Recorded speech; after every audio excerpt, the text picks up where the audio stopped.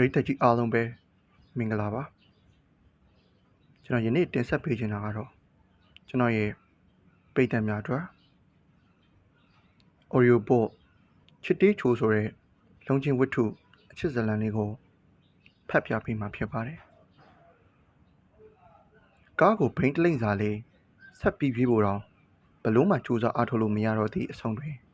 မေချိုတေးကစိတ်ရှုပ်ရှုပ်နဲ့လမ်းဘေးနားကိုကားရလိုက်ပါသည်ဘာဖြစ်ပြန်ပြီလဲမင်းကလေးများရဲ့ထုံးစံတိုင်းတေးကကားကိုမောင်းရုံသာမောင်းတတ်ပြီးပြင်တတ်တာမဟုတ်မပြင်တတ်တာကလည်းတိတ်တော့အရေးမကြီးလာပြီကားဝဲရှော့ကိုဖုံးဆက်ပြီးမကင်းနစ်ကိုလှမ်းခေါ်ရုံပဲဖြစ်သည်ဒါပေမဲ့အနီးနားမှာဖုံးဆက်ဖို့မလွယ်ကူပါဒီကြားထဲမှာမိုးကရွာနေသေးရဲ့ရာသီဥတုကလည်းကို့ဖက်မပါမှန်တွေအပြစ်တင်ထားသည့်ကားထဲမှာဘာလို့ရကောင်းတော့စဉ်းစားကထိုင်နေရင်ပူအိုက်လာရပြန်သည်အဲကုန်းကလည်းဖွင့်လို့မရတော့အင်ဂျင်တော်တော်ကျနေပြီမို့အဲကုန်းမဖွင့်ဖို့အရင်တစ်ခါဝက်ရှော့ဖို့တုန်းကဝက်ရှော့ဆရာကမှားထားပါသည်ဒါပေမဲ့လည်းမတတ်နိုင်မိုးကရွာတော့လဲရင်ငွေးပြောက်အောင်ရောအသက်ရှူလို့ရအောင်ပါအဲကုန်းဖွင့်ရတာပါပဲဘာကြောင့်ပဲဖြစ်ဖြစ်လောလောဆယ်မှာတော့ကားကဘလို့မှနှိုးလို့မရတော့ဖြစ်ကားကိုဒီတိုင်းထားခဲ့ပြီးအနည်းဆုံးစက်ရုံတစ်ခုခုစီအထိလမ်းလျှောက်ခါဖုံးသားဆက်ရကောင်းမလားဒီနီးနားမှာဆိုတာတော့မှတော်တော်အလန့်ဝင်းနေသေးတာကိုတီးအတိဆုံးဒါမှမဟုတ်လမ်းသွားလမ်းလာကားတစ်စီးစီးကိုပဲစောင့်ပြီးအကူအညီတောင်းရင်ကောင်းမလားမိုးရွာတဲ့ရှောက်သွားရအောင်ကလည်းတီးမှာထီးပါမလားပါမိုးတွေမဟုတ်တာကြောင့်ကားထဲမှာထီးမထည့်ထားမိခဲ့လူသူခင်းမဲ့ရာလူသွားလူလာကျဲပါလာတဲ့လမ်းမှာမင်းကလေးတယောက်တည်းထီးမပါပဲမိုးမိခံပြီးရှောက်နေရတာထက်ဆိုင်ကားထဲမှာစောင့်နေရတာကပိုပြီးအိမ်တွေရမယ်ထင်ပါသည်စိတ်တုံးတုံးချလိုက်ခါတီးကလေဝင်သားအောင်မိုးတော့နည်းနည်းပတ်ရဲ့ကားမှန်တွေကိုလက်တော်ဝါးစာစီလောက်ချပြီးကားထဲမှာထိုင်နေလိုက်ပါသည်9မိနစ်ပြီးတော့10မိနစ်10မိနစ်အထိကားကတစည်းတလေကိုအရေးအယောင်မှမတွေ့မိနစ်20ကျော်နိုင်ဝက်နီးပါးကြာမှကားတစည်းကိုတွေ့တော့သည်မိုးဆိုရင်လဲစိုးစေတော့ဟုသဘောထားကတီးကကားထဲကထွက်ပြီးထိုကားကိုတားလိုက်ပါသည်ရက်မပေးတဲ့အပြင်ပို့ပြီးတော့အရှိန်မြင့်ကမောင်းလိုက်သည်လမ်းဘေးရိုင်နဲ့ရှိရေတွေကပါတီးကိုလာဆင်းကုန်လေသည်တော်တော့ကိုကျနာတရားမရှိတဲ့ကားသူ့ကိုများလူရက်တများတိုက်မဲ့လူလိုများထင်နေလားမသိဘူးလာပြန်ပါပြီနောက်တစ်စီးဒီတစ်ခါတော့မတားတော့ပဲတီးကဒီတိုင်းဘေဘီရက်နေလိုက်သည်တားနေလျက်နဲ့မရက်ပြီးတာကပို့ပြီးတော့ခံရခက်တယ်မဟုတ်လားဒီအတွေ့တွေမဆုံးခင်မှာထိုကားကတီးရက်နေရပြီးမှချွိကနေထိုးရက်လိုက်လေသည်နောက်ဆုံးအခရာနဲ့မော်ရီတော်တော်မြင့်သောလက်ခရုစဖြူရောင်ကြီးကားမောင်းသူဘက်မှငွေရောက်မှန်းချက်သည်ရှော့ကနေကြလာကဘာများကူညီရမလဲခင်ဗျာကားပြက်နေရများလားမျက်နှာမြည်ုံနဲ့အလိုလိုနှစ်လိုပဲကောင်းနေပြီးယူကျိုးနှိမ့်ချဟန်ရောတတိတစားဟန်ပါပေါက်နေသောလူတယောက်ဒီနည်းနည်းတော့စိတ်သေးကြည်သွားရသည်ဟုတ်ကဲ့ကားပြက်နေလို့ပါရှင်တကယ်လို့များဟန်ဖုန်းပါတယ်ဆိုရင်ဝက်ရှော့ကိုဖုန်းတစ်ချက်လောက်ဆက်ချင်ပါတယ်မပါရင်လဲဖုန်းရှိရဲ့နေရာလောက်အထိကျမကိုကားကြုံလိုက်ချင်ပါတယ်နော်ဒီစကားဆုံးတဲ့အထိထိုလူကနားထောင်သည်ဒီစကားဆုံးသွားတော့မှတီးကအာနာနာနဲ့ပဲဖုန်းကိုလန့်ယူကဝက်ရှော့ကိုဖုန်းခေါ်သည်ဖုန်းခေါ်နေရင်ဘာရင်မဟုတ်နောက်ချီမှန်လေးစီကိုရုတ်တရက်အကြည့်ရောက်သည်မျက်ခုံးထူထူအောင်မှစိန်ဖွင့်နေလို့စူးရှာလာသည့်မျက်ဝန်းတစ်စုံတင်းတင်းစိတ်ထားသည့်မာနာရိတ်အနှဲငယ်စင်သောနှုတ်ခမ်းပါ မိုးမိထားသလိုပဲလားကားထဲမှာကအဲကွန်းရဲ့အေးဓာတ်ကြောင့်လားဒါမှမဟုတ်စူးရှာလာတဲ့မျက်ဝန်းတစ်စုံကြောင့်လားတော့မသိဖုန်းကိုကင်ထားတော့တေးလက်တွေမတိမတာတုံရင်လာလေသည်ငိုင်သွားမိကတစ်ပတ်ကဖုန်းထိုးပြီးဟယ်လို10 ခါလောက်အော်နေတော့မှတတိဝင်လာသည်တေးသည်ခက်ရှက်ရှက်နှင့်ဟယ်လိုကိုထုံးဝင်လားကျမပါတီးပါဒီလိုနဲ့တစ်ပတ်ကပြန်ပြီးတော့မရကြောင်းသိလိုက်ရသည်ဟုတ်ကဲ့ကျမအခုစက်မှုဇုံထဲမှာကားပြတ်နေလို့ကိုထွင်ကြောက်ကိုလှုပ်ပေးနိုင်မလားရှင်မရှိကြဘူးဒါဆိုဘယ်ချိန်လောက်မှပြန်ရောက်ကြမှာလဲကျမဒီမှာဆက်ဆောင်နေရမလားဒါဆိုရပြီလေကျမဆောင်မယ်ဖုန်းပြန်ပေးလိုက်ပြီးရုတ်တရက်ဒီဘာဆက်လောက်ရမှန်းမသိလွတ်လိုက်ဖို့ကောင်းလေးတွေတယောက်မှမရှိပါတဲ့အခုပဲညနေ3 နာရီခွဲနေပြီဘယ်ချိန်ထိမြန်တီးကကားဆောင်ရမှာပါလေမဆောင်နိုင်လို့ရောဘာတက်နိုင်ပါလဲဒီမှာသူတို့ဝက်ရှော့ကလွဲပြီးတခြားဝက်ရှော့တစ်ခုတလေကုန်းမှမသိပဲအဆင်မပြေဘူးထင်တယ်မလာနိုင်ဘူးတဲ့လားနောက်ခန်းကမေးလိုက်တန်းဒီကနောက်ကြီးမှန်စီကိုမျက်လုံးလှည့်ကြည့်လိုက်ကဟုတ်ကဲ့ဒါပေမဲ့ရပါတယ်တိုးလာတဲ့အချိန်အထိတော့ကျမဆောင်းရမှာပေါ့အခုလိုကူညီတာကျေးဇူးတင်ပါတယ်ရှင်ဒီကပြောဆိုကားတကားဖွင့်ကဆင်းလိုက်သည်ဘာကြောင့်မှမသိကားထဲမှာတေးဆက်ပြီးမနေရတော့တင်လည်းမတင်တော့ပါဝက်ရှော့ကိုလည်းဖုံးဆက်ပြီးမို့သူတို့လာတဲ့အချိန်ထိကိုသာစောင့်ရောရမ်းကျင်ရိုင်းမစေဟုသဘောထားလိုက်ကတီးကကိုကားစီကိုသာကိုပြန်လျှောက်လာလိုက်သည်သူတို့ကားနာမှာရက်နေစရာလဲဘာအကြောင်းမှမရှိတော့ဇလန်းရှာရဲလို့အထင်ခံရမှာကိုတီးကအကြောက်ဆုံးလေကာနာကိုတေးရောက်လာသည်နှင့်ထိုကားကြီးလဲလေးညို့မှလွတ်သောမြားရစင်ကဲ့သို့အရှိန်နှင့်ထွက်သွားလေသည်ကောင်းတယ်ဒါဟာတာဝန်ပဲလေဒီလိုပဲဖြစ်ရမှာပေါ့သူတို့စီမှာတီးကဖုန်းဆက်ခွင့်တောင်းတယ်သူတို့ကဖုန်းပြီးဆက်တယ်တီးတို့ရဲ့ဆက်ဆက်မှုကဒါပါပဲဒါပေမဲ့နောက်မိနစ်20အကြာမှာတော့တီးရဲ့အထင်တွေတက်ဆင်အောင်မှားနေခဲ့မှန်းသိခဲ့ရပါသည်မကိန်းနဲ့3 ယောက်ပါတော့ highlight တပည့်ကကားတစ်စီးနဲ့ဇော်မိုးဆိုတော်လူပြန်ရောက်လာခဲ့လေသည်ဘယ်နေရာမှာများသူတထင်းနဲ့လက်ခရူစာကိုထားပြီးချက်ချင်းဒီပါပြန်ရောက်လာတယ်မသိစင်ဒရဲလာပုံမြင်ခဲ့သလိုဖယုံသီးကိုမြင့်ရထားဖန်ဆင်းလာခဲ့သလိုဖြစ်နေပါသည်အမရဲ့ကားဂတ်ပေါက်သွားတာအမပြင်ပြီးမောင်းသွားလို့ကိုမရတော့တာအဲ့တော့ကျွန်တော်တို့ကားနဲ့ဆွဲပြီးအမပြည်နေကြောက်ဝက်ရှော့ကိုပို့ပေးပါမယ်အမအဆင်ပြေတယ်မဟုတ်လားဒီလေကျေးဇူးတင်လွန်တာကြောင့်ဘယ်ကနေဘလို့စပြီးကျေးဇူးစကားပြောရမလဲဒီသူတို့ကားကိုချက်ချင်းမောင်းထွက်သွားခဲ့ခြင်းဟာဒီအတွက်မက်ကင်းနစ်အမြန်ဆုံးခေါ်နိုင်ဖို့ဆိုတာဒီနားလေသွားရသည်သူတို့ကားနဲ့ဆွဲပြီးကိုထုံးဝင်းတို့ဝက်ရှော့ကိုရောက်သည့်အထိလိုက်ပို့ပေးမိပါပြန်သွားကြပါသည်ဝက်ရှော့မှာစိတ်အေးလက်အေးရှိတော့မှဘယ်သူပဲပါဆိုတာကိုကူညီချက်သူကိုမမေးပြစ်လိုက်မိကတတိယသည်ကားမောင်းတဲ့သူကဇိုမိုးဆိုတာကလွဲလို့တီးပါမှမသိခဲ့ပါဒုတိယအချိန်ဆုံးသည့်အချိန်မှာတော့တီးကပထမတုန်းကဖြစ်ပျက်ကိုမေ့တော်မေ့နေပြီပြက်လုံးလိုခဏအခက်ခဲကြုံကစိတ်ရှုပ်ရသောကားကိုလည်းတခြားကားတစ်စီးနဲ့အလိုက်ပေးပြီးလဲပြီးသွားပြီသားနံပါတ်သိမ့်မမြင်တော့လိမိတက်စလွန်လေးနဲ့ပဲလွှဲထားဖြစ်ပါသည်ကားပြချင်းတစ်ခွက်ကတော့တော်ကိုခင်းဝေးသွားပါရဲ့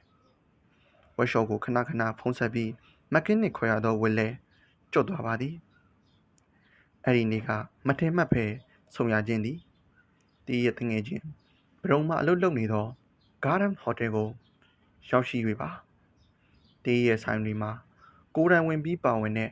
အလုပ်အားမရှိပေမဲ့ဘရုံမှရှယ်ယာက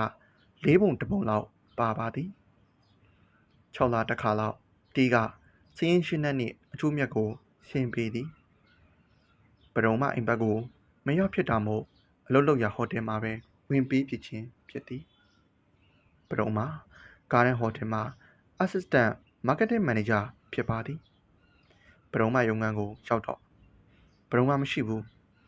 GM ရုံငန်းကိုသွားတယ်ဆိုတာကြောင့်ဒီထိုင်ဆောင်နေဖြစ်သည်ထိုအချိန်မှာပရုံမရုံငန်းကိုနောက်ထပ်ဧည့်သည်တယောက်ရောက်လာပြန်ပါသည်ပကံကင်းဟိုတယ်ဖွင့်ပွဲအတွက်ဖိတ်စာလာပို့တာပါတကယ်လို့များဒေါ်ပရုံမလိုက်နိုင်မယ်ဆိုရင်ကျွန်တော်တို့ရန်ကုန် Airway နဲ့စီစဉ်ထားပါတယ်ခင်ဗျာမမက GM ရုံးခန်းခဏထွက်သွားရရှင်စောင့်မိပါလားမစောင့်နိုင်ရင်လည်းအမပြန်လာရင်လိုက်ဖြစ်မလိုက်ဖြစ်ကိုအကြောင်းပြန်ပါမယ်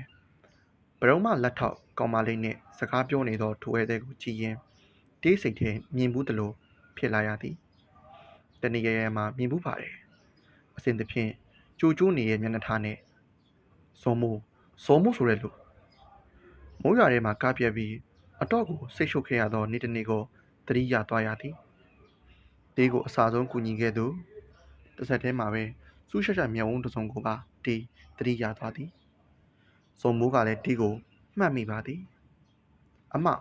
ဟိုတခါကားပြက်တဲ့ဟုတ်ကဲ့ကျမလည်းနှုတ်ဆက်မလို့ပါ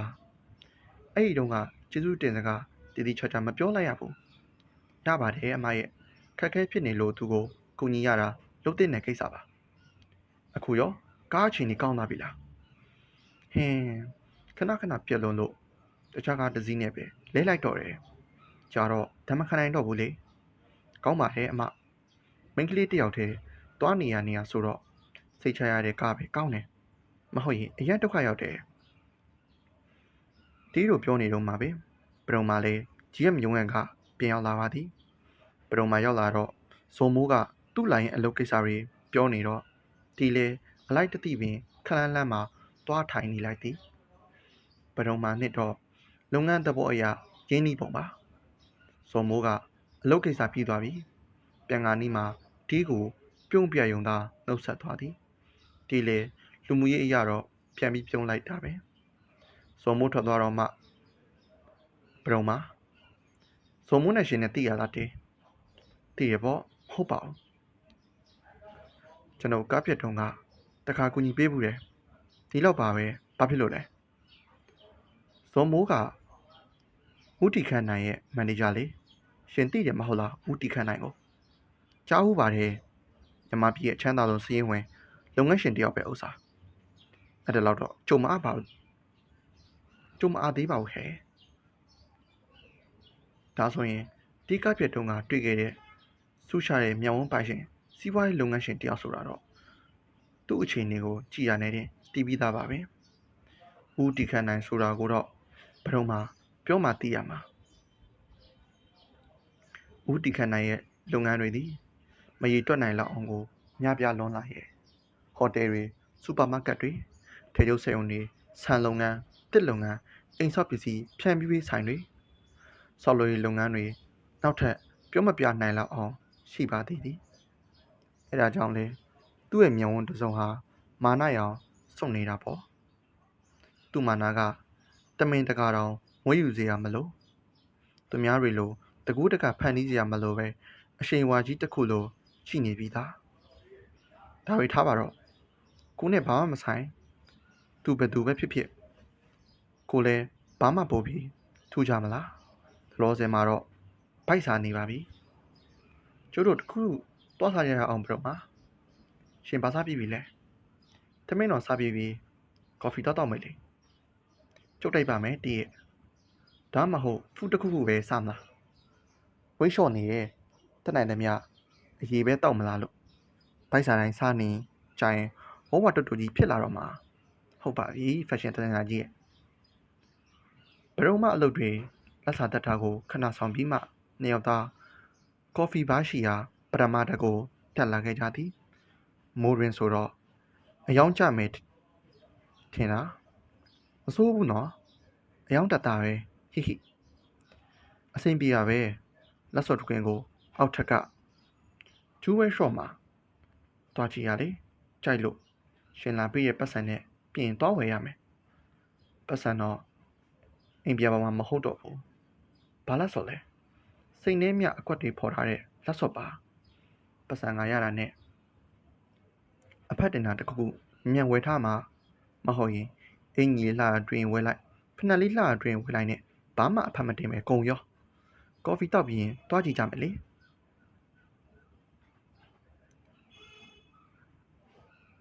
တီးရဲ့စိန်ကောင်းမကောင်းကိုရှင်လိုက်ကြည့်ပြီကြည့်တာပေါ့ဒါပေမဲ့ဒီလိုဆိုင်တွေကအရန်စိတ်ကြည့်နေဦးမယ်နော်ဘရုံမှာforeigner ကြီးတို့က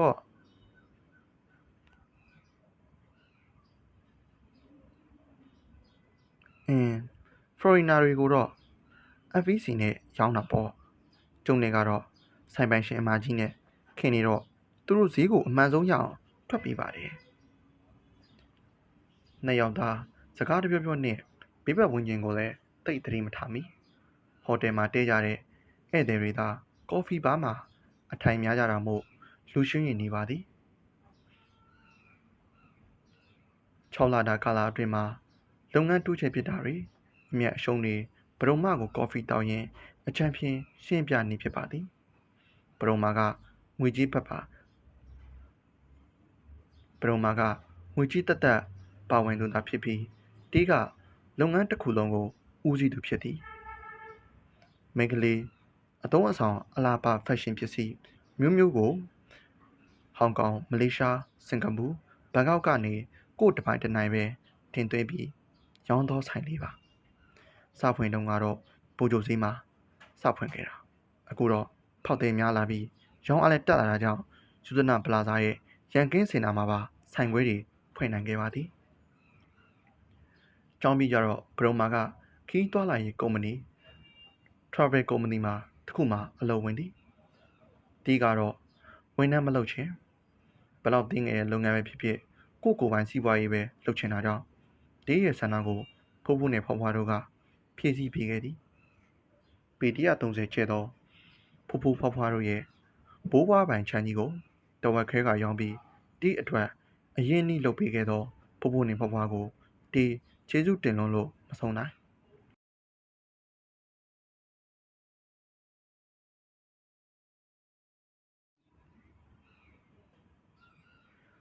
ဘူလာပြီးရင်ဘိုးကျိုဈေးကဆိုင်ကတော့တေးတူတဲ့ပိုင်ပါပဲနောက်ဆိုင်ခွဲတွေမှာတော့ဘရုံမာနဲ့နောက်တငရင်တယောက်ဖြစ်တာကြောင့်ဇာကြီးတို့ရှယ်ယာတွေပါသည်တီးဟိုဘဝိုင်းကိုကြည့်လိုက်စမ်းဥတီခန့်နိုင်လေတခုခုတော့တခုခုပဲနော်ရှင်ကိုလှမ်းကြည့်နေတာကြာကြီးပဲဘရုံမာကအံ့ဩတယ်လို့ဆိုသည်တေးသည်မသိတယ်လို့နဲ့တေးတို့ဝိုင်းနဲ့ညဆောင်တို့လောက်ကဝိုင်းကိုလှမ်းကြည့်လိုက်တော့မလွဲမရှောင်နိုင်စွာသူ့အကြည့်တွေနဲ့စုံသည်တေးကို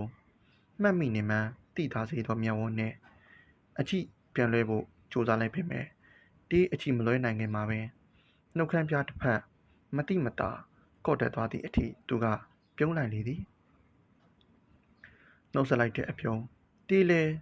အယောင်ယောင်အမမနှင့်ပြန်ပြုံးမိလက်သာဖြစ်သွားသည်